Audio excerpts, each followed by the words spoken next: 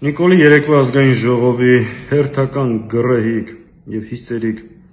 ելույթից պետք է ոչ բարկանալ,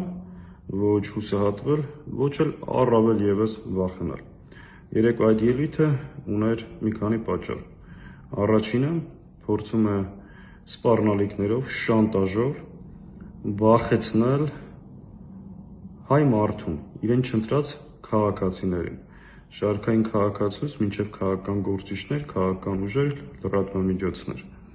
փորձելով այս ճանապարհով, բռնելով, վախեցնելով, շանտաժով ամրապնդել իր իշխանությունը, քանի որ ինքը լավ հասկանում է, որ ժողովրդի մեծամասնության աջակցությունը, չնայած այսքան կեղծիքների արտաքին միջամտության, ինքը դա այլևս վաղուց չունի։ Սա նաև սպառնալիք էր ուժային կառույցներին, դատավորներին, քննիչներին, որ եթե չկատարեք կամ չշարունակեք կատարել իմ ապօրինի հրահանգները, խնդիրներ եւ խնդիրներ եք ունենալու։ Իր իշխանությունը ամրապնդելու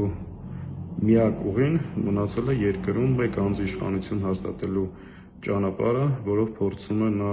գնալ։ Իսկ նման դեպքերում բոլորս գիտենք վերջում ինչ է տեղի ունենում։ Եվ կա երկրորդ պատճառը։ Երեկվա ելույթից ամենակարևոր նախադասությունը, որ պետք է առանձնացնել, հետևյալն էր։ Ասաց, որ ինչը 500,000 մարդ քվեարկել է, որ Արցախի էջը փակված չէ, դա մենք թույլ չենք տալ։ Ոչ, Փաշինյան, 500,000 մարդ շատ ուղիղ ասել է քեզ, որ դու ազգային անվտանգության սպառնալիք ես։ 500,000 չի թիվը, իրականում 740,000 մարդ է դա ասել, որ դու երկրի անվտանգության խնդիրները լուծել ի վիճակի չես,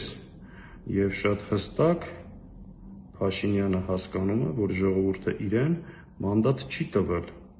Ադրբեջանի նոր տարածքներ զիջելու, այսպես կոչված անկլավներ հանձնելու եւ Ադրբեջանի պահանջով սահմանադրություն փոխելու։ Հետևաբար իր այս հիստերիկ, գռեհիկ ելույթի պատճառը այն կացությունն է, որի առջև ինքը կանգնած